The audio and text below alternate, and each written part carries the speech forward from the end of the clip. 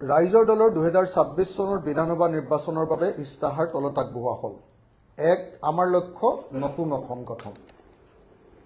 ৰাইজৰ দলে এনে এখন অসমৰ সপোন দেখে য'ত থলগিৰি খিলঞ্জীয়া লোকসকলৰ নেতৃত্বত সমূহ অসমবাসী নিজৰ ভাগ্যৰ নিজেই বিধাতা হ'ব।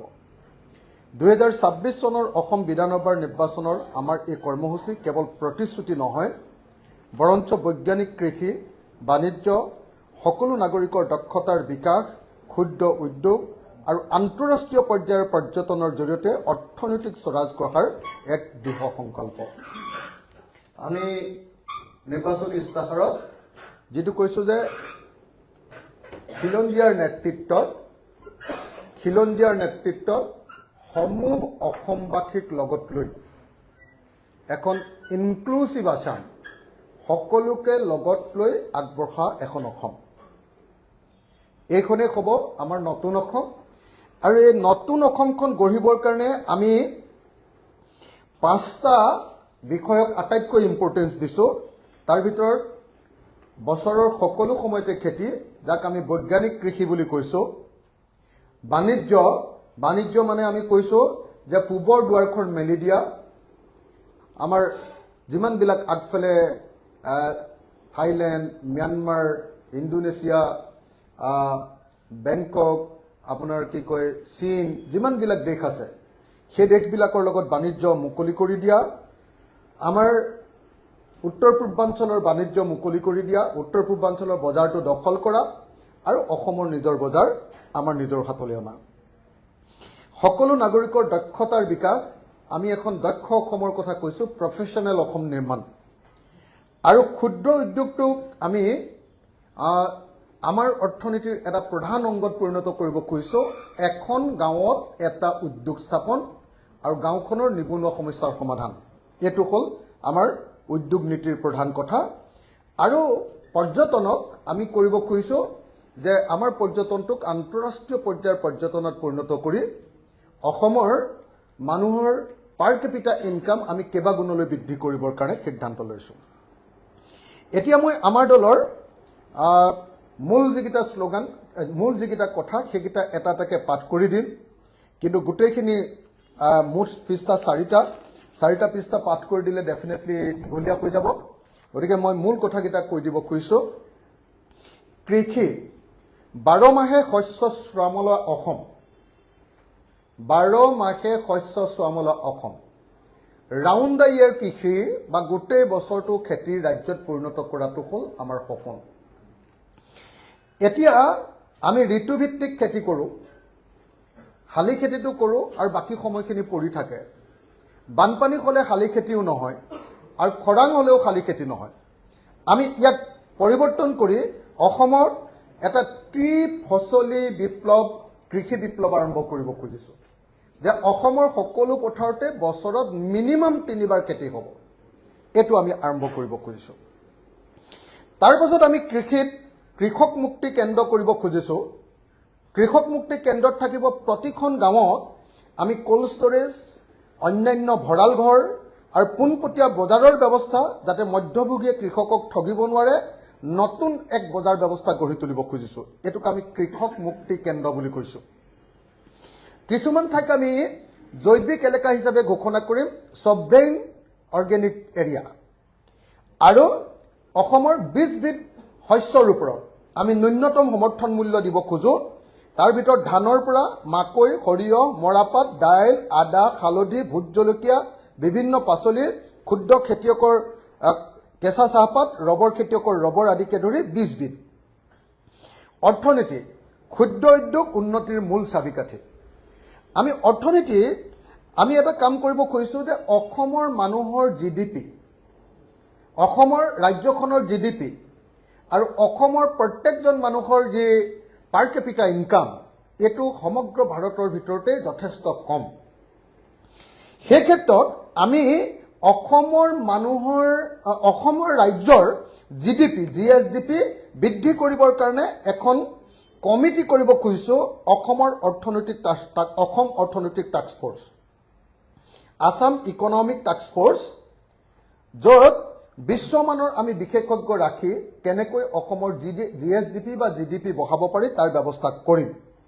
থলুৱা উদ্যোগীৰ বাবে ছিংগুল উইণ্ডোৰ ক্লিয়াৰেন্সৰ জৰিয়তে 7 দিনৰ ভিতৰত সকলো উদ্যোগৰ পাৰ্মিশ্যন দিয়া থলুৱা উদ্যোগীসকলৰ, আৰু বৃহৎ পুঁজিৰ পৰিৱৰ্তে জনগণৰ হাতত অৰ্থনীতিৰ বাগজুৰি তুলি দিয়া, এইটোসমূহ আমাৰ গোটেই উদ্যোগ নীতিৰ প্ৰধান কথা।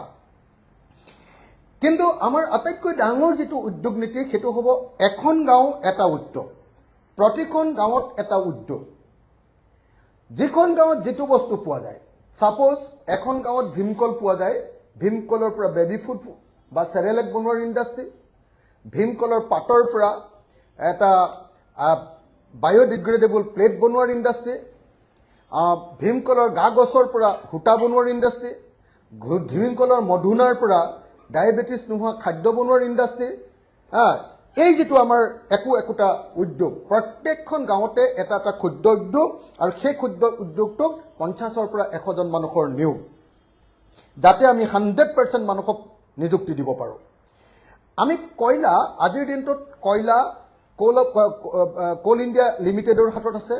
আমি অসমত পোৱা সকলো কয়লাৰ যিটো লিজ, সেই লিজটো অসম চৰকাৰৰ হাতলৈ আনিব খোজোঁ। আৰু উত্তৰ পূৰ্বাঞ্চলৰ বাকী ৰাজ্যবিলাকত পোৱা, যেনেকৈ অৰুণাচল প্ৰদেশৰ, যেনেকৈ ধৰক নাগালেণ্ডত পোৱা কয়লা, যেনেকৈ ধৰক মেঘালয়ত পোৱা কয়লা, সেইবিলাকো তেওঁলোকে লিজত দিয়ে।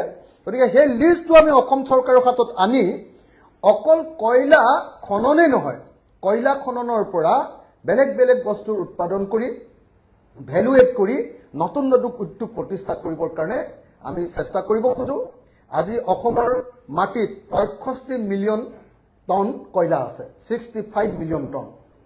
অসমত আটাইতকৈ বেছিটো আজিৰ দিনটোত যদি মাইনিং কৰে তেতিয়াহ'লে 3 মিলিয়ন টন মানে মাইনিং কৰিব পাৰে।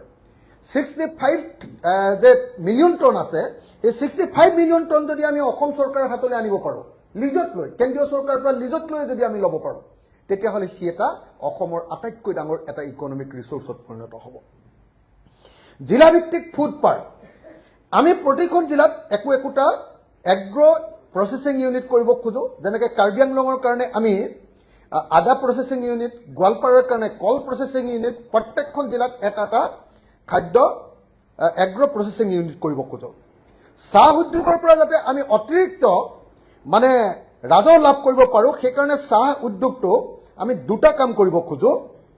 এটা হ'ল অকল ব্লেক টি তৈয়াৰ নকৰি green tea, white tea, blue tea, flavours tea, এই ধৰণে আমি টিটো উৎপাদন যদি কৰিবলৈ লওঁ তেতিয়াহ'লে আমাৰ GSTৰ পৰিমাণ বাঢ়ি যাব, আৰু আমি অসমৰ চাহ নিলাম কেন্দ্ৰটোক পৃথিৱীৰ ভিতৰত আটাইতকৈ ডাঙৰ বিশ্বৰ সৰ্ববৃহৎ ডিজিটেল প্লেটফৰ্মলৈ ৰূপান্তৰ কৰিব খোজোঁ, যাতে তেতিয়া আমি বহুত ট্ৰেনজেকশ্যন ফিজ লাভ কৰিব পাৰিম। আমাৰ ৰাজহ সাংঘাতিক ধৰণে বৃদ্ধি হ'ব। যোৱা সময়খিনিত আমি দেখিছোঁ যে আমাৰ ৰাজহ বৃদ্ধি কৰিবৰ কাৰণে কোনো চৰকাৰে, কোনো দলে কেতিয়াও কাম নকৰে। আমি এতিয়ালৈকে আপোনালোকক যিমানকেইটা অৰ্থনীতিৰ কথা ক'লোঁ, প্ৰত্যেকটোতে ৰাজহ বৃদ্ধি কৰিবৰ কাৰণে কৰা নতুন ইন'ভেটিভ, নতুন সৃষ্টিশীল, নতুন আপোনাৰ কি ক'ব ইন'ভেটিভ আমাৰ একোটা বিষয়। তাৰ পাছত আমি কৈছোঁ প্ৰাকৃতিক সম্পদৰ ওপৰত ৰয়েলিটি আৰু চেছ পুনৰ নিৰ্ধাৰণ। আজি আমাৰ প্ৰাকৃতিক সম্পদৰ ওপৰত অকল 12.5% ৰয়েলিটি দিয়ে, 12.5%। আমি চেণ্ট্ৰেল গভৰ্ণমেণ্টক ফেডাৰেল ছিষ্টেমটো এনেকৈ ধৰণে অকল 12.5% কৰি ৰাজ্যখনৰ যাৰ হাতত সম্পত্তি আছে তেওঁক মাত্ৰ 12.5% দিয়াৰ এই কথাটোক আমি পৰিৱৰ্তন কৰিব খোজোঁ, চেলেঞ্জ কৰিব খোজোঁ, আৰু এই যিটো আপোনাৰ ৰয়েলিটিৰ ছিষ্টেম সেইটো আমি বঢ়াবলৈ কেন্দ্ৰীয় চৰকাৰৰ ওচৰত দাবী উত্থাপন কৰিব খোজোঁ। আমি অসমত এটা গ্ৰীণ চেছ লগাব খোজোঁ, কাৰণ অসমত জংঘল বহুত বেছি, আৰু অসমৰ চাহ বাগানবিলাকেও সাংঘাতিক ধৰণে সেউজীয়া এটা আৱৰণ আমাক দিছে। গতিকে অসমৰ বনাঞ্চল আৰু চাহ বাগিচাবোৰে যিহেতু কাৰ্বন শোষণ কৰে, গতিকে ইয়াৰ বিনিময়ত আমি উদ্যোগসমূহৰ ওপৰত এটা গ্ৰীণ চেছ সংগ্ৰহ কৰিব খোজোঁ। জলবিদ্যুৎ প্ৰকল্পৰ পৰা ৰাজহ, আমি বৃহৎ জলবিদ্যুৎ প্ৰকল্পৰ তীব্ৰ বিৰোধিতা কৰোঁ, ইয়াক আমি বন্ধ কৰিম। কিন্তু মধ্যমীয়া আৰু ক্ষুদ্ৰ জলবিদ্যুৎ উদ্যোগ অৰুণাচল প্ৰদেশ বা অন্যান্য চুবুৰীয়া ৰাজ্যত, দেশত যেনেকৈ ভূটানত আমাৰ ওপৰেদি যে জলবিদ্যুৎ উৎপাদন কৰি লৈ যাব, তাৰ ওপৰত আমি এটা টেক্স লগাব খোজোঁ, তাৰ পৰা এটা ৰেভিনিউ আনিব খোজোঁ। নিজা অনাকৰ ৰাজহ বৃদ্ধি কৰাৰ আমি চেষ্টা কৰোঁ, আৰু তাৰ কাৰণে আমি মাইনিং মনিটৰিং অসমত যিমান কয়লা শিল বালি খনন হ'ব এইবোৰ অবৈধ খনন সম্পূৰ্ণ বন্ধ কৰি দিম চৰকাৰী নিলামৰ অন্তৰ্ভুক্ত কৰিম আৰু কি কৰিম যাতে ৰাজহ ফাঁকি দিব নোৱাৰে নদীৰ বালি খনিজ সম্পদ মাটি শিলৰ 100% যাতে ডিজিটেল নিলাম হয় তাৰ কাৰণে আমি ব্যৱস্থা গ্ৰহণ কৰিম আৰু অসমত আমি এটা নতুন অৰ্থনৈতিক ব্যৱস্থা গঢ়ি তুলিব খোজো বাঁহ অৰ্থনীতি বেম্বো ইকনমি অকল বেম্বৰ পৰা ধুনীয়া ধুনীয়া ফাৰ্নিচাৰে নহয় বেম্বৰ পৰা ঘৰ বনোৱা উদ্যোগে নহয় বেম্বৰ পৰা ইথানল সৃষ্টি কৰি তৈয়াৰ কৰি যেনেকৈ আমাৰ এতিয়া এনআৰএলত সেই কামটো কৰিছে আমি অসমত এটা পেৰেলেল ফুয়েল ইকনমি গঢ়ি তুলিব খোজো আৰু অসমৰ ষ্টাৰ্টআপবিলাকৰ কাৰণে আমি 5,000 কোটি টকাৰ অসমত বাজেটত প্ৰত্যেকখন বাজেটত আমি 5,000 কোটি টকা ৰাখিম য'ত ষ্টাৰ্টআপবিলাকে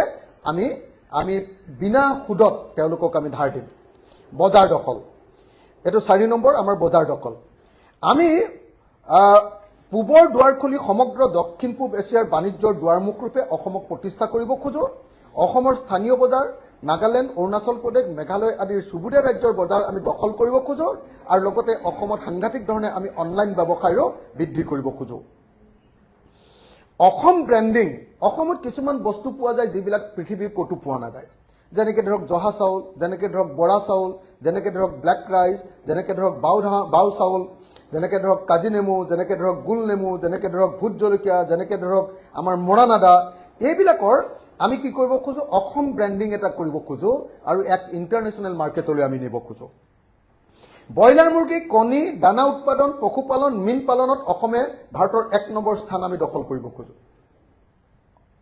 এইবিলাকত ব্ৰইলাৰ মুৰ্গী যেনেকৈ উৎপাদন কৰিব খোজো তেনেকৈ আকৌ ব্ৰইলাৰ মুৰ্গীৰ দানাও আমি উৎপাদন কৰিব খোজো গাহৰি উৎপাদন যেনেকৈ কৰিব খোজো গাহৰিৰ দানাও আমি উৎপাদন কৰিব খোজো এইটো হ'ল বজাৰ দখল 4 নম্বৰ 5 নম্বৰ যেটো আমাৰ মূল এটা বিষয় দক্ষতা পেছাদাৰী অসম নিৰ্মাণ মই সদায় চিঞৰি থাকো আপোনালোকে নিশ্চয় জানে যে আমাৰ ৰাজ্যৰ দলৰ এটা প্ৰধান উদ্দেশ্য হ'ল এখন প্ৰফেশ্যনেল অসম নিৰ্মাণ আমাৰ অৰ্থনীতি আজিৰ দিনটোত ফিউডেল সম্পূৰ্ণৰূপে সামন্তীয় অৰ্থনীতি আমাৰ প্ৰত্যেকটো কাম এৰাধেৰা আমি ইয়াৰ পৰিৱৰ্তে একদম পেছাদাৰী অসম ৰূপে গঢ়ি তুলিব খোজো আৰু তাৰ কাৰণে আমি এইবাৰ অসমত এটা নতুন কনচেপ্ট গোটেই বিশ্বৰ ভিতৰতে এটা নতুন কনচেপ্ট আনিব খুজিছো সেই কনচেপ্টটোৰ নাম হ'ল ফিনিচিং স্কুল ফিনিচিং স্কুল মানে কোনোবাই যদি সঁচাকে মানে আনুষ্ঠানিক শিক্ষা এৰি দিব খোজে ধৰক কোনোবাই ক্লাছ 10ত স্কুল এৰি দিব খোজে আমি তেওঁক ক্লাছ 10ৰ পৰা বিদায় দিম আমি সুধিম যে তুমি কিয় ক্লাছ 10ত স্কুল এৰি দিব খুজিছা তেওঁ ক'ব যে আমাৰ মা দেউতাৰ ইনকাম নাই দেউতা নাই মাক মই চলাব লাগে গতিকে হাজিৰা কৰিব লাগে মই চিকিউৰিটি গাৰ্ড কৰিবলৈ যাম তেতিয়া আমি কি কৰিম যে যিজন মানুহে এনেকৈ যিজন ছাত্ৰ বা ছাত্ৰীয়ে এনেকৈ কাম এৰি যাব খোজে তেওঁক আমি এখন নতুন স্কুলত কেইদিনমানৰ কাৰণে পঢ়াম সেইখনৰ নাম হ'ব ফিনিচিং স্কুল যদি তেওঁ চিকিউৰিটি গাৰ্ড কৰিবলৈ বেংগলৰলৈ যাব খোজে তেতিয়াহ'লে আমি কি কৰিম অসমত আমি এবছৰ তাক পুলিচৰ ট্ৰেইনিং দিম তাৰপিছত আমি কৰ্ণাটকৰ গভৰ্ণমেণ্টৰ লগত চুক্তি কৰিম যে আমি আপোনালোকক দক্ষ চিকিউৰিটি খোজো কিন্তু আপোনালোকে যি 18,000 টকা তেতিয়া এমপ্লয়মেণ্ট দি আছে এইটো 18,000 টকাত নহয় কোম্পানীবিলাকে আমাক 35,000 পৰা 40,000 টকা সেই যুৱকজনক দৰমহা দিব লাগিব কোনোবা এগৰাকী মহিলাই আনৰ ঘৰত কাম কৰে আমি বাই বুলি কওঁ আমি কামলা বুলি কওঁ আনৰ ঘৰত কাম কৰা মহিলা বুলি কওঁ এই যে আনৰ ঘৰত কাম কৰা মহিলাগৰাকীকো আমি কেনেকৈ ঘৰ চাফা কৰিব লাগে কেনেকৈ ঘৰ মুচিব লাগে কেনেকৈ অসমীয়া মানুহ খাদ্য কেনেকৈ ৰান্ধে সাউথ ইণ্ডিয়ানে কেনেকৈ ৰান্ধে সেইবিলাকৰ ছমাহৰ আমি এটা ট্ৰেইনিং দি দিব খোজো তাৰপিছত তেওঁৰ নামটো আমি চৰকাৰৰ ওচৰত ৰেজিষ্টাৰ কৰিব খোজো তাৰপিছত চৰকাৰৰ পৰা তেওঁক এখন আমি খুব ধুনীয়া এটা ড্ৰেছ দিব খোজো আৰু সেই ড্ৰেছটো লৈ গৈ তেওঁ যদি দক্ষ শ্ৰমিক ৰূপে যেতিয়া মানুহ এঘৰত যেতিয়া কাম কৰিবলৈ যাব তেতিয়াহ'লে আজি মাহেকত যদি 4,000 টকাৰ দৰমহা পায় তেতিয়া তেওঁ 15,000 টকাৰ দৰমহা পাব আমি এনেকুৱা 20,000 টকাৰ দৰমহা পাব আমি এনেকুৱা অৱস্থালৈ দক্ষতা লৈ যাব খোজো সাপোজ অসমৰ এজনী ছোৱালীয়ে স্কুল এৰিব খুজিছে যদি তাই কম বয়সত স্কুল এৰিব খোজে মানে কম পঢ়াত স্কুল এৰিব খোজে তেতিয়াহ'লে তাইক আমি এনজিঅ'ত কাম কৰিব পৰাকৈ তাইক আমি নাৰ্ছ শিকাই দিম নাৰ্ছিং ট্ৰেইনিং দিম যদি তাই তাতকৈ অলপ বেছি দক্ষ তেতিয়াহ'লে তাইক আমি গুৱাহাটীত আহি যিকোনো নাৰ্ছিং হোমত কাম কৰিব পৰাকৈ আমি তাইক নাৰ্ছ শিকাম যদি তাইক দিল্লী বা বেংগলোৰলৈ যাব পৰা অৱস্থা হয় ইংৰাজী আৰু হিন্দী শিকাই দিম তাইক আমি তালৈ নাৰ্ছিং কৰিম আৰু কোনোবাই যদি জাপানলৈ গৈ খুব ভাল ছোৱালীয়ে ভাল নাৰ্ছিং শিকিব খোজে জাপানিজ ভাষা পৰ্যন্ত শিকাই দিম আৰু 2 বছৰ আমি নাৰ্ছিং ট্ৰেইনিং দি দিম আপোনালোকে জানে যে জাপানত আজিৰ দিনটোত এগৰাকী নাৰ্ছে এবছৰ চাকৰি কৰিলে 1 কোটি টকা পৰ্যন্ত উপাৰ্জন কৰে আমি এনেকৈ অসমৰ প্ৰত্যেকজন মানুহৰ দক্ষতা বিকাশ কৰিব খোজো আমি আমাৰ সাৰ্ভিস সেক্টৰটো সাংঘাতিক ধৰণে ওপৰলৈ নিব খোজো হোটেল বিজনেছ সেৱা টুৰিজিম এই গোটেইবিলাকক পৰ্যটন ক্ষেত্ৰটোক আমি অলপ বেলেগ ধৰণে নিব খুজিছো অসম কেৱল ভ্ৰমণৰ ঠাই নহয় বিশ্বৰ ভিতৰত এক অন্যতম আকৰ্ষণীয় পৰ্যটন কেন্দ্ৰলৈ ৰূপান্তৰ কৰাৰ কাৰণে আমি সাধনা কৰিম শিৱসাগৰৰ ঐতিহ্য ক্ষেত্ৰ ৰংঘৰ কাৰেংঘৰ তলাতল ঘৰক ইউনেস্কোৰ মানদণ্ডৰে সংৰক্ষণ কৰি বিশ্ব দৰবাৰত চিনাকি কৰি দিবলৈ চেষ্টা কৰিম অহা মাৰ্চ মাহত আমি আশা কৰি আছো যে ইউনেস্কোৰ ৱৰ্ল্ড হেৰিটেজ সাইটৰ টেন্টেটিভ লিষ্টত আমাৰ শিৱসাগৰে নাম পাব আৰু সেইকাৰণে আমি ভাবো যে শিৱসাগৰক আমি ৰংঘৰ কাৰেংঘৰ তলাতল ঘৰৰ পৰা আৰম্ভ কৰি গোটেইবিলাকক এটা হেৰিটেজ টুৰিজিমত মানে এটা সাৰ্কুলত আমি আনিব খোজো অসমৰ বিভিন্ন জনজাতি আৰু জনগোষ্ঠীৰ জীৱন যাত্ৰা সংস্কৃতি খাদ্যাভাস সাজপাৰক লৈ বিশ্বমানৰ পৰ্যটন কৰি তুলিব খোজো ব্ৰহ্মপুত্ৰ ৰিভাৰ ক্ৰুইজ আমি কৰিব খোজো বেলেগ ধৰণে গ্ৰাম্য হোমষ্টে আমি অতি কমেও অসমৰ মানুহৰ গাঁৱৰ ঘৰত আহি যাতে বাহিৰৰ মানুহে আহি গাঁৱৰ মানুহৰ ৱে অফ লাইফ জীৱন যাত্ৰা যাতে উপভোগ কৰিব পাৰে খেতি যাতে চাব পাৰে আমাৰ সংস্কৃতি যাতে চাব পাৰে তাৰ কাৰণে আমি অন্তত পক্ষে অসমৰ 50,000টা পৰিয়ালক এনেকুৱা হোমষ্টেৰ ব্যৱস্থা কৰি দিব খোজো বিনামূলীয়া গুণগত শিক্ষা আৰু স্বাস্থ্য সেৱা আমাৰ আটাইতকৈ গুৰুত্বপূৰ্ণ এটা বিষয় হ'ল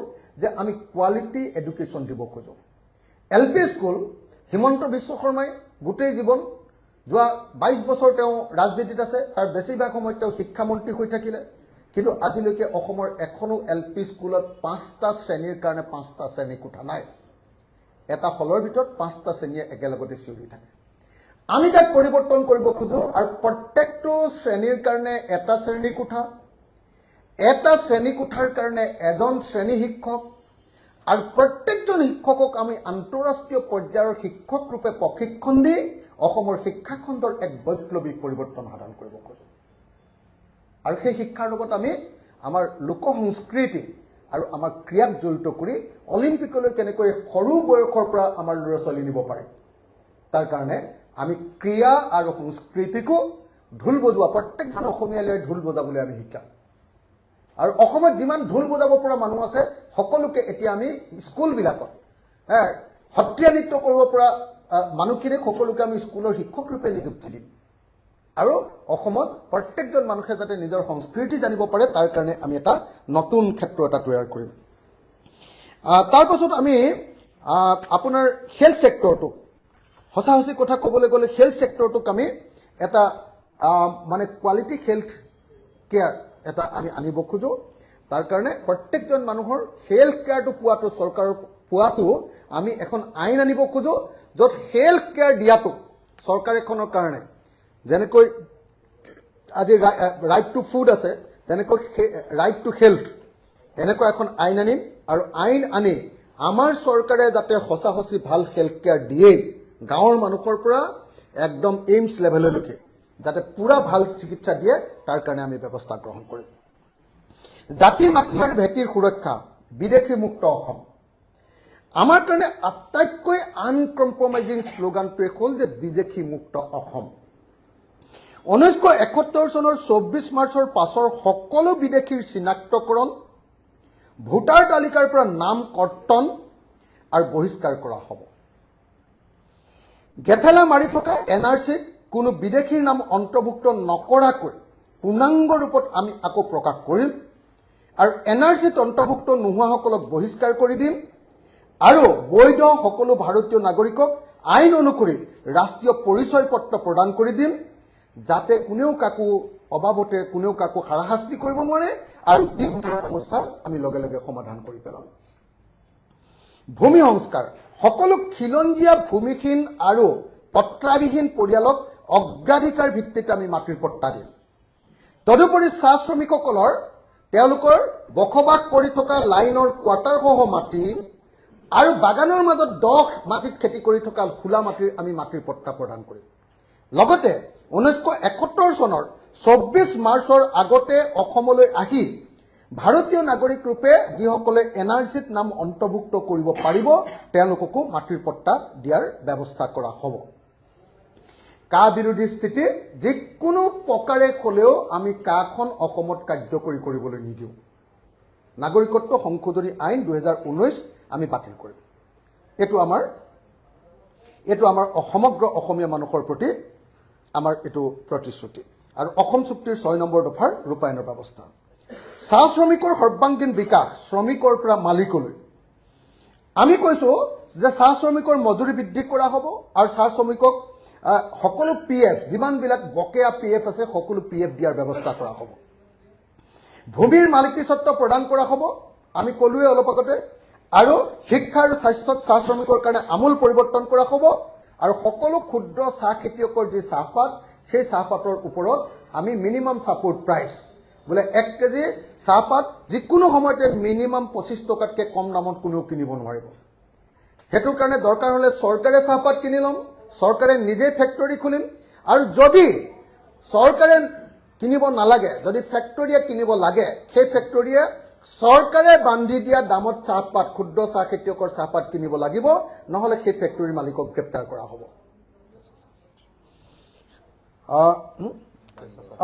সেইটোৱে কেঁচা চাহপাতৰ MSP সেইটোৱে। বান গৰাখহনীয়াৰ স্থায়ী সমাধান, বানমুক্ত অসম। আমি বানমুক্ত অসম গঠন কৰিবৰ কাৰণে কি কৰিব খোজো জানেনে? বানপানী আৰু গৰাখহনীয়া অসমৰ এক অভিশাপ। ৰাইজৰ দলে ইয়াক কেৱল সাহায্য প্ৰদানৰ মাধ্যম নকৰি এক স্থায়ী সমাধানৰ পথ উলিয়াব। ইয়াক ৰাষ্ট্ৰীয় দুৰ্যোগ ঘোষণা কৰিবৰ কাৰণে আমি সংসদত যুঁজ দি ইয়াক ৰাষ্ট্ৰীয় দুৰ্যোগ ৰূপে ঘোষণা কৰিম। বৈজ্ঞানিক নদী ব্যৱস্থাপনা কৰিম। আন্তঃৰাষ্ট্ৰীয় নদী বিশেষজ্ঞৰ পৰামৰ্শৰে নদীসমূহৰ পাৰবোৰ বন্ধন কৰা হ'ব। নদীৰ এলেকাভিত্তিক খনন বা ড্ৰেজিং কৰা হ'ব। গভীৰতা বৃদ্ধি কৰা হ'ব। ঠায়ে ঠায়ে সৰু সৰু নদীবান্ধ নিৰ্মাণ কৰি জলসিঞ্চনৰ ব্যৱস্থা কৰা হ'ব।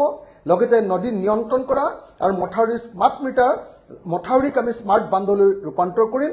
শদিয়াৰ পৰা ধুবুৰীলৈ ব্ৰহ্মপুত্ৰ আৰু সম্পূৰ্ণ বৰাক নদী বৈজ্ঞানিক পদ্ধতিৰে সামগ্ৰিকভাৱে নিয়ন্ত্ৰণ বা ব্যৱস্থাপনা কৰাৰ ব্যৱস্থা কৰা হ'ব। খহনীয়াগ্ৰস্ত ক্ষতিপূৰণ আৰু সংস্থাপন দিয়া হ'ব। আৰু জলাশয়সমূহ পুনৰুদ্ধাৰ কৰি বাৰিষা কালত পানী যাতে জমা থাকে তাৰ ব্যৱস্থা কৰা হ'ব। জাতীয় প্ৰশ্নৰ মীমাংসা, ফেডাৰেল ভাৰতত ফেডাৰেল অসম। এইটো আমাৰ অসমৰ ৰাজনীতিলৈ এটা অত্যন্ত মৌলিক এটা নতুন চিন্তা। ফেডাৰেল ভাৰতত ফেডাৰেল অসম। তাত কি কৈছোঁ আমি? 6ষ্ঠ অনুসূচীৰ অঞ্চল কাৰ্বি আংলং, উত্তৰ কাছাৰ পাৰ্বত্য পৰিষদ আৰু BTAD এইকেইখনক কি কৰিম যে এই তিনিওখনৰ স্বায়ত্তশাসিত পৰিষদক সকলো সাংবিধানিক ক্ষমতা প্ৰদান কৰিম আৰু দিছপুৰৰ দৰে সমান ক্ষমতাসম্পন্ন মন্ত্ৰীসভা আৰু বিধানমণ্ডল গঠনৰ কাৰণে আমি প্ৰচেষ্টা অব্যাহত ৰাখিম। এইটো এটা নতুন এটা বৈপ্লৱিক চিন্তা। ভৈয়াম জনজাতিৰ স্বায়ত্তশাসন ব্যৱস্থা, সাংবিধানিক সুৰক্ষা। বিজেপি চৰকাৰৰ এটা প্ৰধান প্ৰতিশ্ৰুতি আছিলে যে ৰাভা, তিৱা, মিচিং, দেউৰী, ঠেঙাল কছাৰী, সোণোৱাল কছাৰী আজি জনজাতিসকলৰ স্বায়ত্তশাসনক তেওঁলোকে সংবিধান সন্মত কৰিব। বিজেপি এইটো কৈছিলে 6th শিডিউল কৰিম।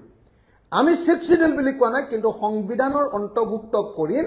আৰু এই স্বায়ত্তশাসন ব্যৱস্থাক আমি ভাৰতৰ আজিৰ দিনটোত যেনেকৈ অসম চৰকাৰে এখন আইন বনাই এনে ফাংফুং স্বায়ত্তশাসন এটা দি থৈছে, প্ৰকৃত ক্ষমতাসম্পন্ন স্বায়ত্তশাসন দিয়াৰ ব্যৱস্থা কৰিম। অনুসূচিত জাতি SCৰ মানুহবিলাকৰ কাৰণে সকলো সাংবিধানিক অধিকাৰ আমি প্ৰদান কৰিম SC সকলৰ কাৰণে। আৰু অসমৰ খিলঞ্জীয়া কৈৱৰ্ত ৰাইজক নদী, বিল, জলাশয়ৰ অধিকাৰ আমি সম্পূৰ্ণৰূপে প্ৰদান কৰি দিম। তাৰপাছত 6 জনগোষ্ঠীৰ জনজাতিকৰণ, মৰাণ, মটক, আহোম, চুতীয়া, কোচ ৰাজবংশী আৰু চাহ জনগোষ্ঠী আদিবাসীক জনজাতিকৰণ কৰা। তদুপৰি কলিতা, নাথযোগী, শৰণীয়া কছাৰী, মদাহী জনগোষ্ঠীৰ জনজাতিকৰণৰ দাবীও আমি বিবেচনা কৰিম। অসম ভাৰতৰ বিশেষ ৰাজ্য হওক। আমি কেন্দ্ৰীয় চৰকাৰৰ ওচৰত প্ৰবলভাৱে দাবী উত্থাপন কৰিম। ইভিন যদি আমাৰ চৰকাৰ হয়, সেই চৰকাৰৰ মুখ্যমন্ত্ৰীও দিল্লীৰ বিৰুদ্ধে সংগ্ৰাম কৰিব। আৰু সংগ্ৰাম কৰি কি কৰিব যে অসমক ভাৰতৰ 371 আৰ্টিকল 371 নাগালেণ্ডে যিটো 371 অনুচ্ছেদৰ অধীনত বিশেষ ৰাজ্য পাইছে, তেনেকুৱাকৈ অসমৰ মাটি আৰু অসমৰ মাটিৰ তলৰ তেল কয়লা সুনীল এইবিলাকৰ অধিকাৰ অসমৰ হাতলৈ আমি কাঢ়ি আনিবৰ কাৰণে ব্যৱস্থা কৰিম ছিকিমে যেনেকৈ 371F-ত বিধানসভা আৰু সংসদত তেওঁলোকৰ বিশেষ জনজাতিৰ কাৰণে যেনেকৈ আসন সংৰক্ষণ কৰাৰ ব্যৱস্থা আছে লেপচাবিলাকৰ কাৰণে তেনেকৈ অসমৰ খিলঞ্জীয়া মানুহৰ কাৰণে আসন সংৰক্ষণৰ কাৰণেও আমি 371F ইয়াক কাৰ্যকৰী কৰিবৰ কাৰণে দাবী কৰিম কৰ্ণাটকে লাভ কৰি থকা যেটো চাকৰিৰ সংৰক্ষণ কেন্দ্ৰীয় চৰকাৰৰ চাকৰি তেওঁলোকৰ কৰ্ণাটক গভৰ্ণমেণ্টৰ চাকৰি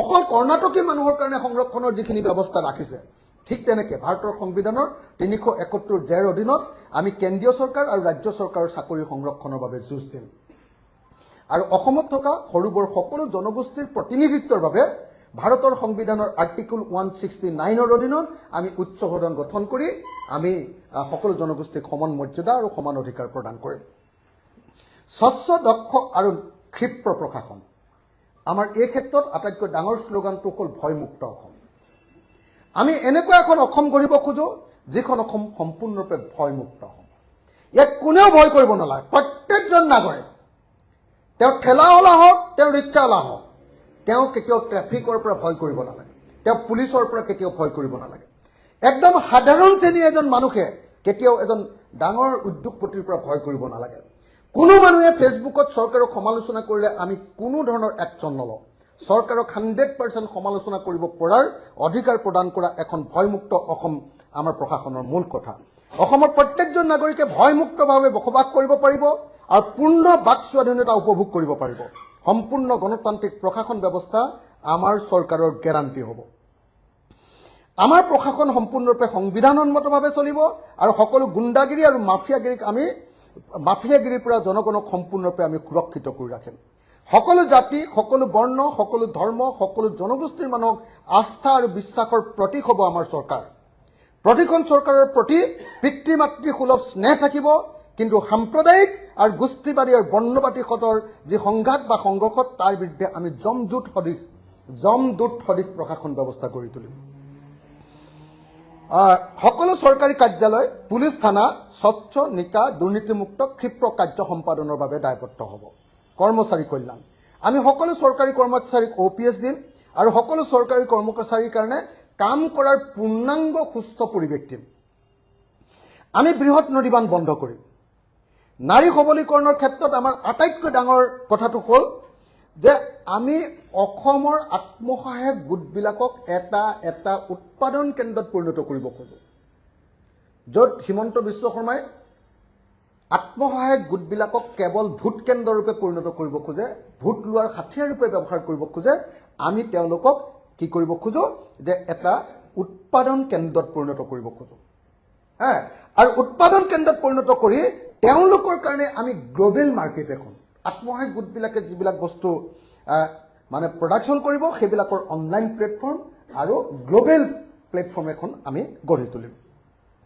আৰু 100% মহিলাক আমি মাইক্ৰ ফাইনেন্সৰ ধাৰ মাফ কৰি দিম 100% মহিলাক আমি 100% মহিলাক আমি মাইক্ৰ ফাইনেন্সৰ ধাৰ মাফ কৰি দিম ক্ৰীড়া নীতি অসম ক্ৰীড়া মিছন গঠন কৰি ৰাষ্ট্ৰীয় ক্ৰীড়া আন্তঃৰাষ্ট্ৰীয় পৰ্যায়ৰ পদক আৰু অলিম্পিকৰ পদক প্ৰাপ্তিৰ বাবে সংঘবদ্ধ আঁচনি লোৱা ক্ৰীড়া ক্ষেত্ৰত অভূতপূৰ্ব জাগৰণ আনিবলৈ কাম কাজ কৰা লোককৃষ্টি আৰু ক্ৰীড়াৰ চুক্তিভিত্তিক শিক্ষক নিযুক্তি বহিৰাজ্যত কাম কৰা শ্ৰমিকৰ সুৰক্ষা যোৱাকালি 4জন অসমৰ ভূমিপুত্ৰ মিচিং জনগোষ্ঠীৰ যুৱক কি সাংঘাতিক ধৰণে মৃত্যুবৰণ কৰিবলগীয়া হৈছে আপোনালোকে সকলোৱে জানে আমি কিন্তু অসমৰ বাহিৰত কাম কৰিবলৈ যোৱা প্ৰত্যেকজন পুৰুষ মহিলা প্ৰথমতে আমাৰ চৰকাৰৰ ওচৰত ৰেজিষ্টাৰ কৰাম আৰু তেওঁলোকৰ চৰকাৰৰ লগত আমি যি চৰকাৰ য'ত ঠাইত কাম কৰিবলৈ যাব সেই চৰকাৰৰ লগত চুক্তি কৰিহে আমি তেওঁলোকক তালৈ পঠিয়াম আৰু সেই চৰকাৰে যাতে যিটো কোম্পানীত কাম কৰে তেওঁলোকে যাতে পূৰ্ণ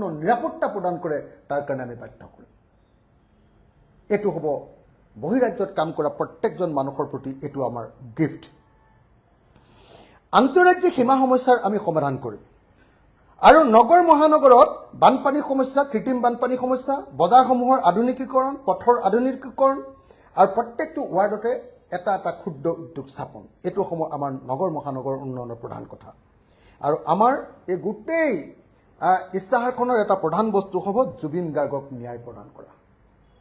জুবিন গাৰ্গক ন্যায় প্ৰদান কৰা হ'ব আমাৰ ৰাইজৰ দলৰ 2026 চনৰ নিৰ্বাচনী ইস্তাহাৰৰ এটা প্ৰধান বিষয়। যশস্বী শিল্পী জুবিন গাৰ্গৰ মৃত্যু বা হত্যাৰ পুনৰ তদন্তৰ ব্যৱস্থা কৰা হ'ব। অতিৰিক্ত চাৰ্জশ্বিট দাখিল কৰা হ'ব। ৰাষ্ট্ৰীয় পৰ্যায়ৰ অভিজ্ঞ দক্ষ আইনজ্ঞ আনি দৈনন্দিন শুনানিৰে প্ৰত্যেক দিনাই শুনানি দি জুবিন গাৰ্গক ক্ষিপ্ৰ আৰু উচিত ন্যায় প্ৰদান কৰাৰ আমাৰ প্ৰধান প্ৰতিশ্ৰুতিৰূপে আমি অসমবাসী ৰাইজৰ সন্মুখলৈ আমাৰ প্ৰতিশ্ৰুতি আগবঢ়াই দিছোঁ। আৰু এইবিলাক কৰিবৰ কাৰণে ক'ৰ পৰা কেনেকৈ পইচা আহিব সেই কথাটো আমি ইয়াত কৈ দিছোঁ। তাৰ ভিতৰত আমি অসম চৰকাৰৰ বৰ্তমান চলি থকা যিমানবিলাক আমাৰ বেনিফিচিয়াৰী স্কিম আছে, সেই বেনিফিচিয়াৰী স্কিমবিলাকৰ ভিতৰত অকল এটা বেনিফিচিয়াৰী স্কিমে আমি ৰাখিম। সেইটোৰ নাম হ'ব অৰুণোদয়। অৰুণোদয়টো আমি ৰাখিম, কিন্তু এতিয়া চৰকাৰখনে কিছুমান মহিলাক অৰুণোদয় দিছে, কিছুমানক দিয়া নাই।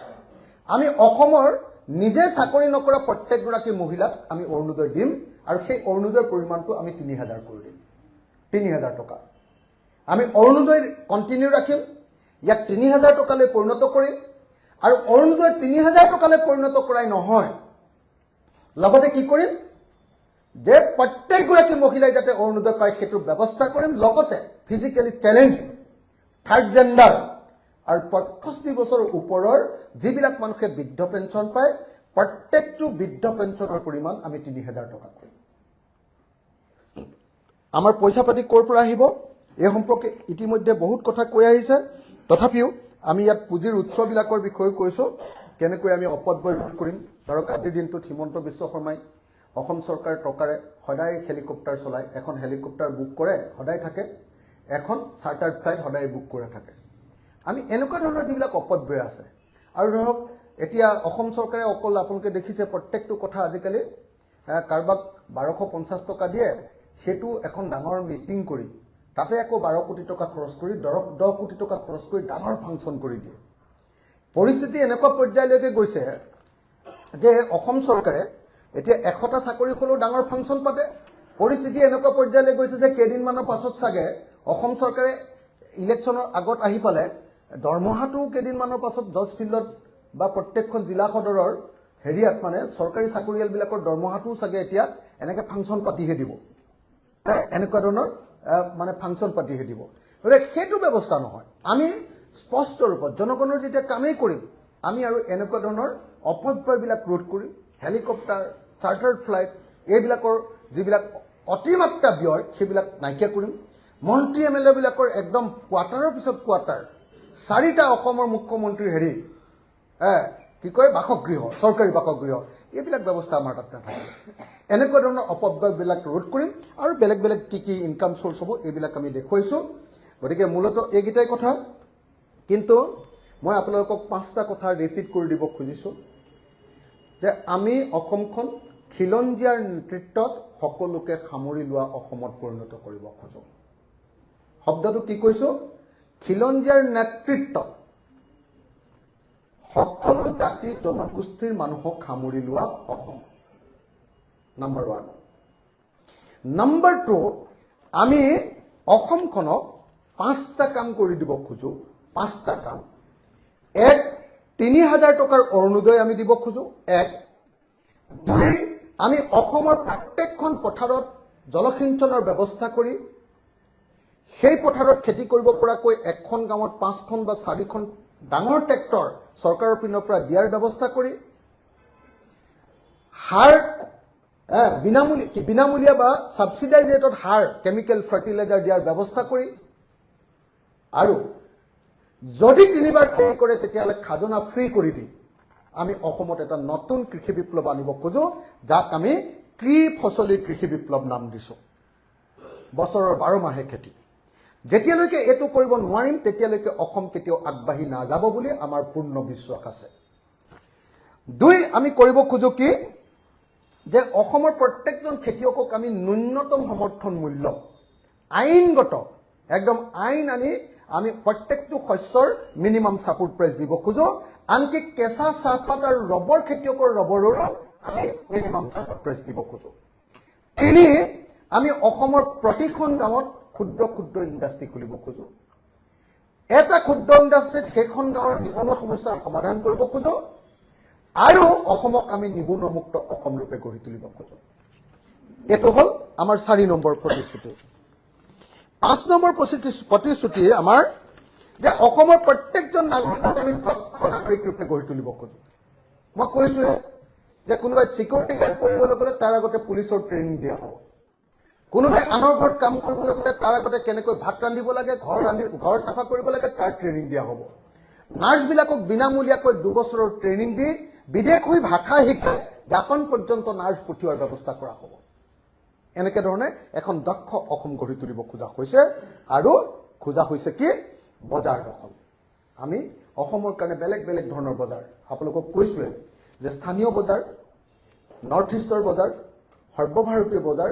আৰু গ্লোবেল বজাৰ একদম গাঁৱৰ পৰা গ্লোবেল বজাৰলৈকে সকলো বজাৰলৈ আমি মুখ মেলিব খোজো আৰু সেইকাৰণে অসমক আমি গোটেই দক্ষিণ পূব এছিয়াৰ বজাৰৰ প্ৰাণকেন্দ্ৰ ৰূপে গঢ়ি তুলিব খোজো দুৱাৰমুখ ৰূপে গঢ়ি তুলিব খোজো আৰু 6 নম্বৰটো হ'ল অসমত আমি ব্যাপক হাৰত পৰ্যটন গঢ়ি তুলিব খোজো পৰ্যটনৰ জৰিয়তে অসমৰ ইনকাম কেইবাগুণ বৃদ্ধি কৰা এইটো আৰু লাষ্ট যেটো কথা ক'ব খুজিছো বিনামূলীয়া গুণগত স্বাস্থ্য আৰু গুণগত শিক্ষা এই সেৱা আমাৰ অসম চৰকাৰৰ পৰা বিনামূলীয়াকে এমএও পঢ়িব পাৰিব আৰু তাৰ পিছত পিএইচডি কৰিবৰ কাৰণেও আমি প্ৰত্যেককে স্কলাৰশ্বিপ দিম একদম এমএ এমএসসি পঢ়ালৈকে অসমত সকলো শিক্ষা ফ্ৰী হ'ব আৰু শিক্ষা একদম কোৱালিটি শিক্ষা হ'ব যিকোনো খবৰৰ বাবে যোগাযোগ কৰক আমাৰ এই নম্বৰত 9181 307 221